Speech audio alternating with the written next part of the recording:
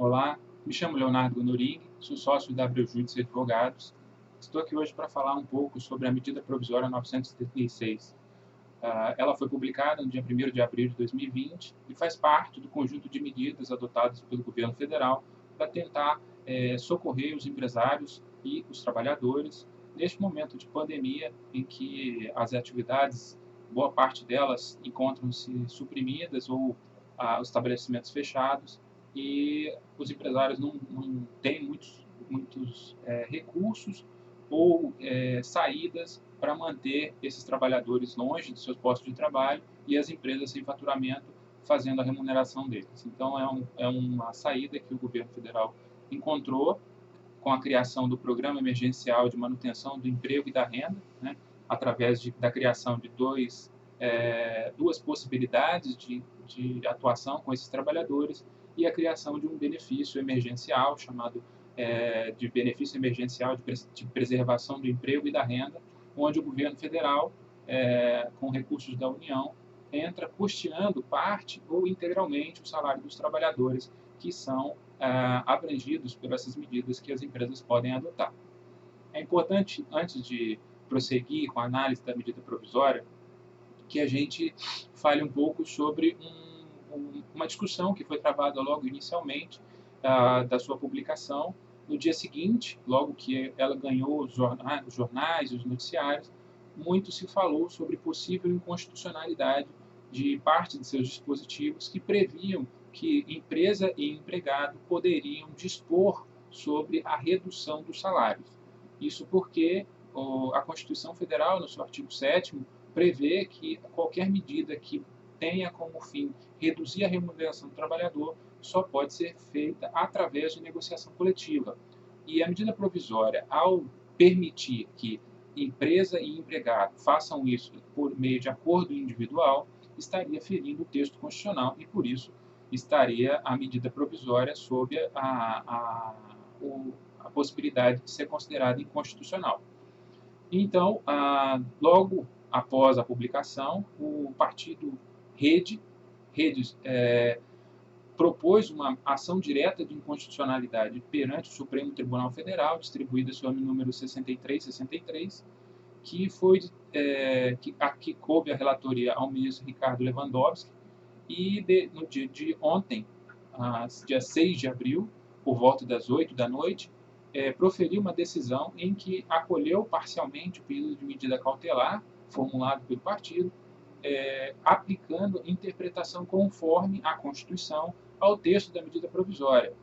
O ministro compreendeu o momento sensível que o país está vivendo, mas entendeu que a Constituição não pode ser suprimida mesmo diante de um cenário como o que nós estamos vivendo atualmente. E alterou relativamente o procedimento, o que algumas pessoas têm considerado como medidas que inviabilizam a aplicação da medida provisória 936, porque inclui dentro do procedimento de aplicação da redução proporcional da jornada de trabalho e de salário ou da suspensão temporária do contrato de trabalho o sindicato. O que antes era uma negociação exclusivamente entre empresa e empregado para algumas faixas, como a gente vai ver mais à frente, passou a depender da atuação do sindicato, porque agora o que antes era só uma comunicação ao sindicato passa a ser agora quase que uma convocação do sindicato a participar dessa negociação que pode implicar na redução da remuneração do trabalhador. E isso pode realmente trazer um pouco de demora ou complicação para o procedimento. E algumas empresas, especialmente as pequenas, aquelas que não têm uma governança muito adequada, ou sequer sabem que é uma governança, ou não tinham reservas técnicas, podem não conseguir suportar, esperar. Então, a decisão do ministro Ricardo Lewandowski alterou, de certa forma, o procedimento, não considerou inconstitucional o texto, não pelo menos na medida cautelar, na decisão inicial, nessa decisão que analisou unicamente o pedido cautelar, não analisando profundamente o mérito, o que fica reservado para uma decisão posterior, que pode ser tomada no dia 24, quando está marcada uma sessão plenária, uma sessão virtual de julgamento do Pleno do Supremo Tribunal Federal para apreciar a decisão tomada pelo ministro Ricardo Lewandowski. Nesse tempo, logo após a decisão, né, no começo da tarde de hoje, o governo federal já começou a estudar a possibilidade de pedir a suspensão da medida cautelar deferida pelo ministro Ricardo Lewandowski, considerando a necessidade do setor econômico, das medidas e da velocidade que o acordo individual imprimia na adoção pelas empresas, o que pode ser atrapalhado, né, não no sentido do direito, mas no que se diz respeito ao tempo, quando insere-se o sindicato e os prazos que isso implica.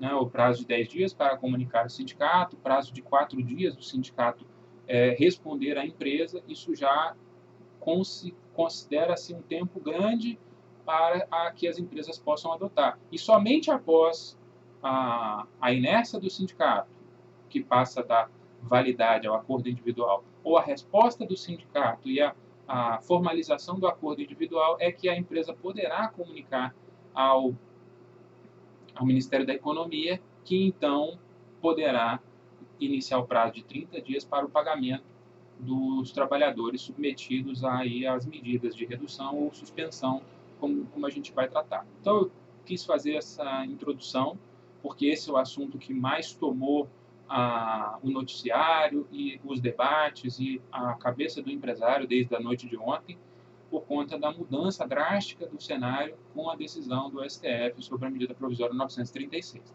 Bom, mas vamos falar um pouquinho sobre o que é a medida provisória,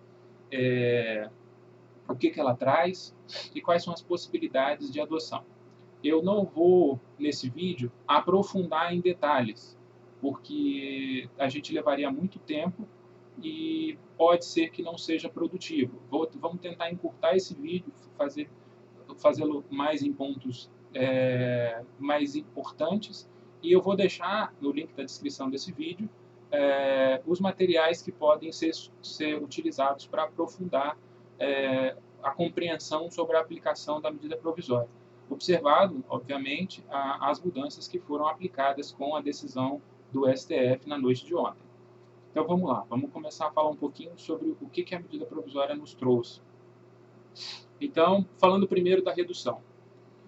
A partir da medida provisória, pode ser ajustado por meio de acordo com o empregado a redução proporcional de jornada de trabalho e de salário. O que isso permite? Que a jornada e os salários possam ser reduzidos na modalidade acordo individual, nos percentuais de 25%, 50% e 70%, reduzindo-se jornada e salário nesses percentuais. O trabalhador ele vai poder se habilitar para receber o benefício emergencial de preservação do emprego e da renda, nos mesmos percentuais, mas não sobre o salário. Ele vai receber percentuais sobre o valor de referência do seguro-desemprego que teria direito. Então, por exemplo, só para a gente ilustrar, um trabalhador que recebe um salário mínimo, né, R$ 1.045, com a redução de 25%, ele passa a receber R$ 783,75, que, adicionando os 25% do benefício emergencial de preservação do emprego e da renda, no valor de R$ 261,25, 25% do valor do seguro-desemprego, ele vai receber ao final os mesmos R$ 1.045. Nesse caso, não há perda, porque ele já está no salário mínimo. Mas, quanto maior o salário, maior vai se verificar a perda salarial, porque o teto do seguro-desemprego é um valor aproximado de R$ 1.800, então isso pode trazer uma relativa perda da remuneração dos trabalhadores que têm salários maiores. Quanto maior o salário, maior a perda vai ser verificada. Quais as empresas que podem adotar essa modalidade? Todas as empresas privadas podem adotar essa modalidade. Quem estão excluídas aí as empresas públicas, Sociedade de Economias Mistas, suas subsidiárias, União, Estados, Distrito Federal, municípios, órgãos de administração pública, direta e indireta, e os organismos internacionais. Esses estão excluídos. No mais, as empresas privadas todas podem adotar a redução proporcional de jornada de trabalho e de salário. Como é que se pode fazer?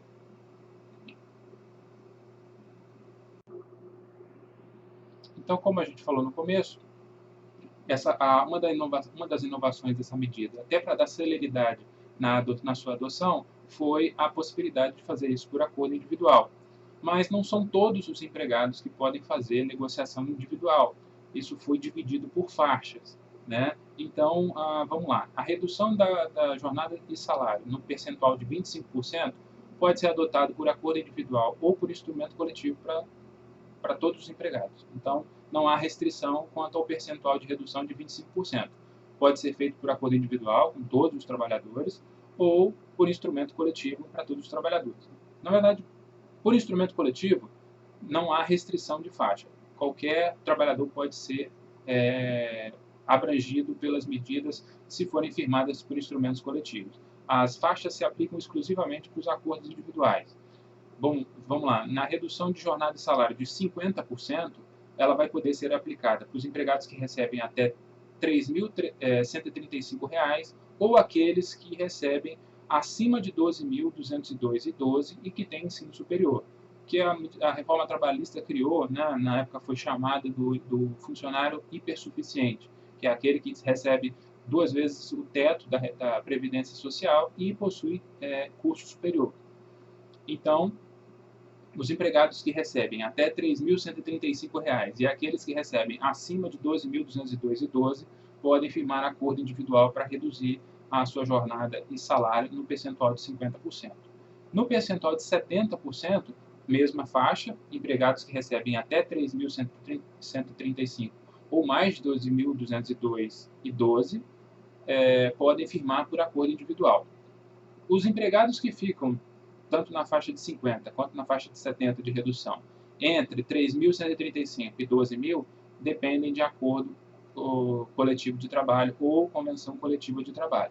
Esses não podem firmar acordo individual. Essa foi uma escolha do legislador, entendendo que nessas faixas ele estaria abrangendo a maior parte da massa trabalhadora e ampliando a atuação das empresas e agilizando a negociação direta com seus trabalhadores, considerando que, nesse momento, todo o tempo que se puder ganhar vai salvar mais empregos e vai salvar mais empresas. Né? A lógica estabelecida pelo legislador, né, pela Secretaria do Trabalho, exposta, inclusive, na exposição de motivos da medida provisória.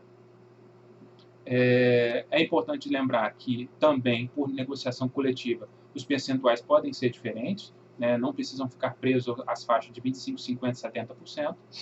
E se eventualmente acontecer uma redução menor que 25%, o governo federal não vai pagar o benefício, somente nas reduções de 25% em diante. 25% para baixo não há benefício, para 25% para cima de redução há pagamento de benefício. O prazo máximo da redução é de 90 dias, né? Então você pode fazer reduções menores, né? Posso aplicar uma redução de 30 dias e depois optar pela suspensão, ou posso fazer uma redução de 30 dias, avaliar se vale a pena continuar ou não, e fazer uma nova redução de um novo período. Lembrando que, considerando que há uma burocracia de comunicar ao Ministério da Economia sobre a inclusão do trabalhador, a notificação do sindicato, então pode ser que prorrogar ou fazer contratos separados no meio traga algum problema, porque esse trabalhador pode ter problemas para receber, porque, lembrando, é a União que vai fazer o pagamento do benefício. Então, pode ser que haja aí um problema que desborde sobre as empresas. Então, é importante definir desde logo o tamanho do período da redução do acordo que vai ser firmado com o trabalhador para evitar esse tipo de problema. Coisas importantes que a empresa deve observar. Deve ocorrer a preservação do salário hora do trabalhador. Então, a proporção de valor da hora do trabalhador do salário que antes da redução tem que ser preservada dentro do valor que será reduzido, senão a gente pode ter problema com a validade do acordo. O acordo tem que ser encaminhado para o trabalhador com 48 horas de antecedência, né? Então, ele depende do aceite do trabalhador, ele tem que aceitar, porque é um acordo, não é uma imposição da empresa. Existe uma garantia provisória, né, para aqueles trabalhadores que tiverem sua jornada e seu salário reduzido. A medida provisória garante a eles a estabilidade no emprego durante o período da redução e após o período, encerrado o período da redução, o mesmo tempo em que durou a redução. Por exemplo, se a redução durou 60 dias, durante o período da redução, durante os primeiros 60 dias, encerrado o período da redução, ele terá 60 dias de garantia no emprego. E isso é uma contraprestação pelo período que ele suportou a sua redução na remuneração. Então,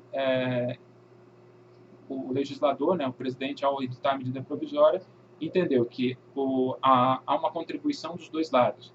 A empresa mantendo o emprego e o trabalhador admitindo a redução do salário durante o período da crise em que o empregador está com suas fontes de renda comprometidas. Então, é a saída que o governo federal encontrou para tentar garantir a permanência das empresas e os empregos dos trabalhadores. Outra coisa importante, a comunicação ao sindicato permanece, deve ser feita no prazo de 10 dias, e o que muda com a decisão proferida pelo STF, que não basta só comunicar, né? O acordo permanece sem vigência, enquanto o acordo não for, ou enquanto não houver resposta do sindicato. Então, o procedimento é o seguinte: num prazo de 10 dias da celebração do acordo, em que empresa e empregado assinaram um acordo, num prazo de 10 dias, esse acordo tem que ser enviado ao sindicato. Recebido pelo sindicato, o sindicato tem 4 dias para se manifestar, dizendo: empresa, vamos firmar um acordo coletivo, vamos negociar. Ou o sindicato pode permanecer em silêncio. Ultrapassado o prazo de 4 dias, permanecendo o sindicato em silêncio, não se manifestando, não convocando para a negociação coletiva, o acordo individual prevalece, passa a produzir seus efeitos. E aí a empresa pode comunicar ao Ministério da Economia e dar seguimento ao cumprimento do acordo individual. Caso o sindicato convoque a empresa para a negociação coletiva, a empresa deve iniciar o procedimento de negociação, firmando um acordo coletivo de trabalho, cuidando-se dos procedimentos necessários para isso, como descrito na CLT.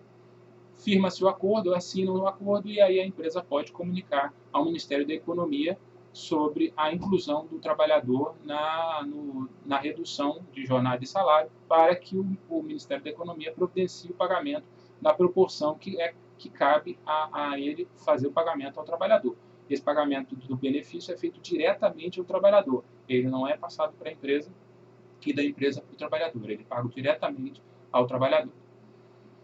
O benefício emergencial. Depois de comunicado o Ministério da Economia, o pagamento vai ser feito em 30 dias. Então, se a comunicação for feita dentro do prazo de 10 dias, né, acordo firmado, acordo individual, firmado entre empresa e empregado, se a comunicação ao Ministério da Economia é feita dentro do prazo de 10 dias, o pagamento é feito em 30 dias contados da data do acordo. Se a comunicação ao Ministério da Economia for posterior aos 10 dias, o pagamento vai ser feito 30 dias após o dia da comunicação. Isso é importante porque, com a mudança do cenário, com a decisão do STF, é provável que muitos comunicados só sejam feitos após o 10º dia, por conta do procedimento que vai ter que ser observado. Então, nesse tempo, o empregado continua sob responsabilidade da empresa e o pagamento deve ser feito pela empresa. É importante ficar atento. Isso porque a decisão mudou o procedimento, mas não fez as adequações. Pode ser que nesse interregno de tempo entre a tramitação da própria medida provisória no Congresso Nacional ou no procedimento de julgamento do STF pelo plenário no dia 24 de abril, isso seja adequado. O próprio governo federal faça uma nova medida provisória alterando algumas disposições para fazer a adequação à decisão do STF, ou o Ministério da Economia edite alguma portaria ou algum ato normativo que traga algum ajuste nesse procedimento para evitar que a empresa suporte ônus durante o período da negociação. É algo que seria muito salutar, mas a gente ainda não tem notícia, dada a brevidade com que tudo aconteceu. O empregado não tem restrições ao pagamento, exceto, né, do benefício, para que ele receba o benefício, não há restrições. Ele vai receber independente de período aquisitivo, independente de tempo de vínculo empregatício, de número de salários que ele recebia. Ele só não vai ser pago se o empregado ocupa algum cargo ou emprego público, cargo em comissão, mandato eletivo, ou está em gozo de benefício previdenciário, exceto pensão por morte ou auxílio acidente. Se ele estiver recebendo seguro-desemprego também, qualquer das suas modalidades, ou bolsa de qualificação profissional, que está previsto lá na CLT. Então, somente nessas hipóteses é que o trabalhador não vai receber o benefício emergencial de preservação do emprego e da renda. Continuando,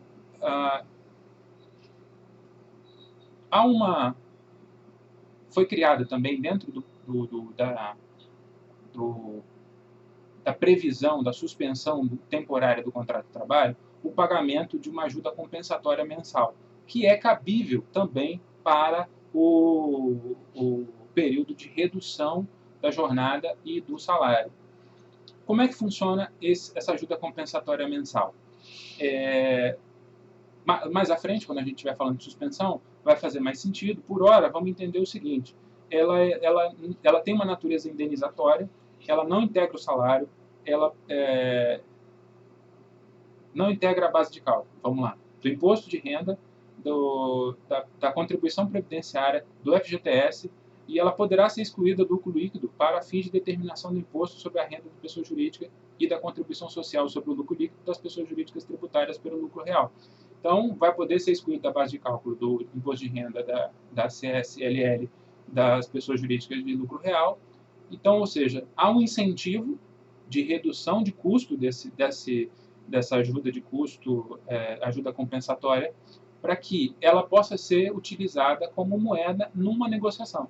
E como agora as empresas vão ter que negociar com os sindicatos, é possível que isso seja utilizado como meio para chegar a um ajuste de composição e de redução da perda salarial dos trabalhadores através dessa ajuda compensatória, que tem natureza indenizatória, sobre ela não incide nenhum tipo de encargo e ainda pode ser deduzida da base de cálculo dos impostos da pessoa jurídica que é tributada sobre o lucro real. Então, é possível, dentro do ajuste, que empresa e empregado ou empresa e sindicato façam uso da ajuda compensatória como meio para compensar as perdas dos trabalhadores.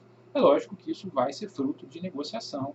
O objetivo da empresa é reduzir suas despesas e seus custos, então não vai fazer sentido ficar elas por elas para que a negociação saia, né? Então, a medida provisória traz esse benefício, como essa ajuda compensatória, como um elemento que compõe a suspensão do contrato, mas também permite que seja utilizada na hipótese de redução da jornada e do salário. Bom, e se esse trabalhador que teve seu contrato, sua jornada reduzida, seu salário reduzido, tiver que ser demitido sem justa causa durante a vigência do acordo individual em que ele teve sua jornada e seu salário reduzido? Como é que fica? Normalmente, aplicaria-se a regra do contrato por prazo determinado, né, em que você tem que pagar toda não só prazo determinado, na verdade, qualquer empregado que tivesse com algum tipo de estabilidade provisória. Caso você faça a demissão, você tem que pagar por todo o período, 100% do período de que ele tinha direito à garantia provisória. Nesse caso, a medida provisória flexibilizou, né? Ela estabeleceu alguns percentuais de indenização para algumas hipóteses. Então, a indenização vai ser de 50% do salário que o empregado teria direito no período da garantia provisória do emprego, quando a redução for de igual ou maior que 25 e até 50, nos casos dos acordos coletivos em que os percentuais podem variar.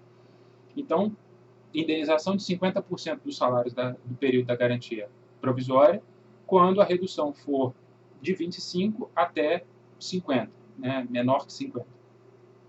E a indenização vai ser de 70% do salário do período da garantia, quando a redução for igual maior ou igual que 50 até 70, menor que 70. E vai ser 100% de todos os salários durante o período da garantia, se houve redução de jornada maior que 70%, aí se aplica mais a negociação coletiva. Então, você tem as hipóteses de 50% dos salários da garantia de emprego, 70% e 100%. Então, caso haja necessidade de demitir esse empregado sem justa causa, você tem essas hipóteses de indenização. Para o caso de demissão por justa causa ou pedido de demissão, não aplica a indenização, porque, sendo por justa causa, não faz sentido qualquer tipo de indenização, porque o empregado é que deu causa, e se foi por pedido, também não cabe indenização, porque o próprio trabalhador abre mão da garantia provisória do emprego quando pede demissão. Então, somente nos casos em que há demissão sem justa causa. Quando cessa? Quando termina a redução de jornada e redução de salário. Quando é determinado o fim da calamidade pública, 2 dias depois do fim da calamidade pública, né? Quando o governo federal encerrar o período da calamidade pública, que atualmente está previsto até o dia 31 de dezembro de 2020, conforme o Decreto Legislativo número 6 de 2020, ou no dia que foi estabelecido no acordo, né? Foi fixado o prazo de 30, 60 dias ou 90 dias, então, chegado o dia seguinte, volta às condições anteriores ao contrato. Ou caso o empregador decida que é hora de terminar a redução, porque as atividades voltaram ao normal, ou porque foi necessário retomar sua força de trabalho com toda a sua jornada, então também pode ser antecipado. Essa é uma previsão da própria medida provisória. Bom, falamos um pouco sobre a redução, vamos falar agora da suspensão temporária do contrato de trabalho. Essa suspensão, ela pode ser feita pelo prazo máximo de 60 dias, admitindo-se o fracionamento de até 2 períodos de 30 dias. Então, o contrato de trabalho pode ficar suspenso durante o período máximo de 60 dias, admitindo-se 30 e 30. Perdão. E aí, aqui a medida provisória faz uma divisão. As empresas com receita bruta anual de até 4,8 milhões no ano de 2019, ela não tem a obrigação de fazer ajuda compensatória mensal. O benefício emergencial vai cobrir 100% do seguro-desemprego. Então, a remuneração vai ficar exclusivamente a cargo da União. Para as empresas com faturamento com mais de 4,8 milhões, ficam obrigadas as empresas a pagar ajuda compensatória mensal de 30% do salário do empregado, e a União vai fazer o pagamento de 70% do seguro-desemprego. Então, 30% do salário fica a cargo do empregador, 70% do seguro-desemprego fica a cargo da União. Lembrando que essa ajuda compensatória tem todos aqueles incentivos que a gente mencionou um pouco atrás. Não é base de cálculo de contribuição previdenciária, FGTS, exclui da base de cálculo do imposto de renda e da CSLL da empresa tributada pelo lucro real. Não é isso? Deixa eu só ver se eu não estou falando bobagem. É isso mesmo. Isso mesmo. Então, tem todo o incentivo para que esses 30% não tenham o custo que teriam se fosse salário. E o que é a suspensão do contrato de trabalho? Durante o período da suspensão do contrato de trabalho, não há prestação de serviço, não pode haver, porque o contrato está suspenso. O empregador não paga salários, né? Aqui a gente vai ter no máximo o pagamento da ajuda mensal compensatória, e esse período suspenso não é computado como tempo de serviço. Então, não é período aquisitivo de férias, o empregado fica facultado a fazer recolhimento da contribuição previdenciária como contribuinte individual, inclusive, porque a empresa não vai pagar contribuição previdenciária nesse período. Então, é importante entender o que é a suspensão, quais são os efeitos dela para o empregador. E aí, a pergunta que vem em seguida, e a própria medida provisória responde, tem que continuar a fornecer benefícios durante o período de suspensão? Sim, os benefícios têm que ser mantidos. Plano de saúde, a alimentação e outros benefícios que a empresa eventualmente forneça. Vale transporte não é benefício, então não precisa ser mantido. Há uma discussão com relação ao vale alimentação, se isso é benefício ou não. Eu particularmente entendo que trata-se de benefício, então deve ser mantido, mas isso fica a cargo da empresa decidir isso junto com a sua assessoria jurídica, analisando os instrumentos coletivos vigentes, aplicáveis aos empregados, para medir o tamanho do risco que isso implica, ou se é possível tomar essa medida diante do cenário que a empresa tem. Então, é importante verificar isso. Então, a ajuda compensatória, como a gente falou, tem todos aqueles incentivos. O que acontece se a empresa eventualmente solicitar desse empregado que está com o contrato suspenso o trabalho dele? O trabalhador está com o contrato suspenso, a empresa decide entrar em contato com ele e para que ele preste algum tipo de serviço nesse tempo. A suspensão fica descaracterizada e o empregador está sujeito ao pagamento imediato da remuneração e dos encargos sociais referente a todo o período da suspensão, além das penalidades que a CLT traz. Então, é muito oneroso para a empresa buscar esse trabalhador no período da suspensão. Então, é importante que as empresas se mantenham longe desse trabalhador, não solicitem sua mão de obra durante o período da suspensão, sob pena de ter que arcar com todos os salários e os encargos do período.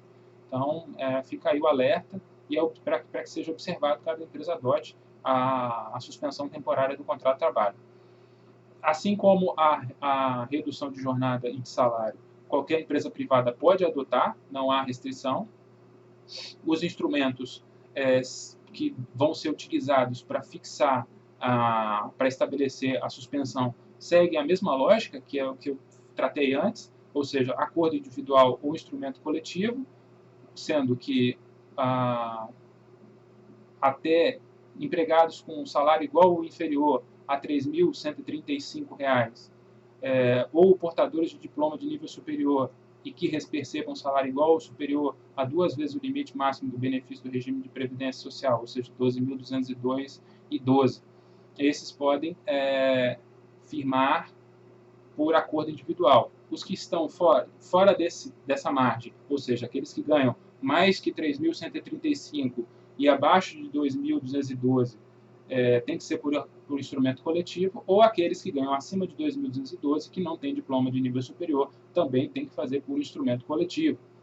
O que a gente tem que observar no caso da suspensão? O acordo individual deve ser encaminhado também com antecedência de 48 horas para o trabalhador, garantindo provisória no emprego nos mesmos moldes da suspensão, da redução, ou seja, durante o período da suspensão e pelo mesmo período depois que encerrar.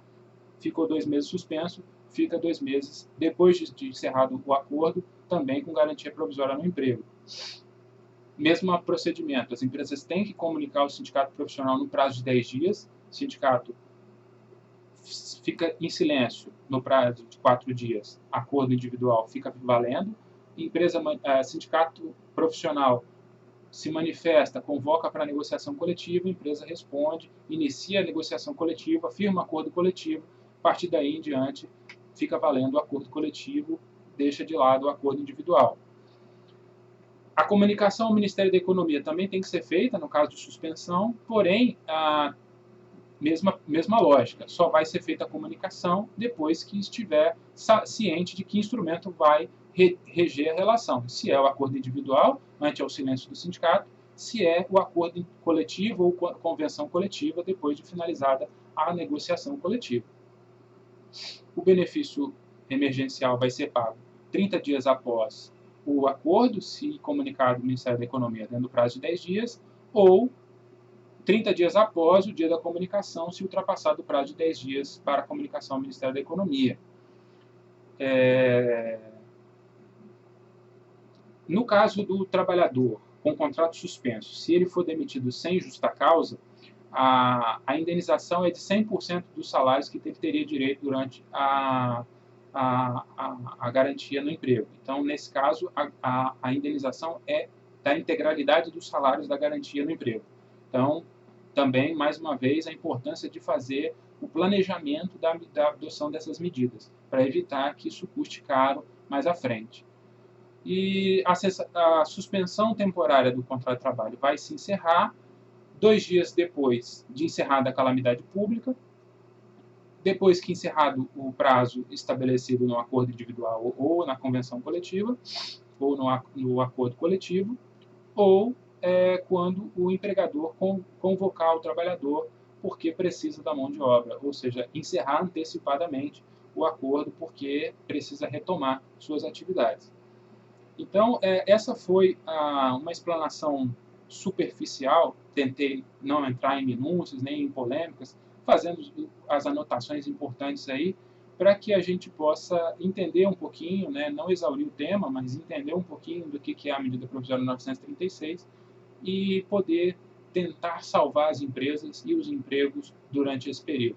Eu agradeço por você ter ficado até o final e desejo boa sorte a todos para que a gente possa superar esse período de tribulações com todos com uma perspectiva nova pela frente. Um abraço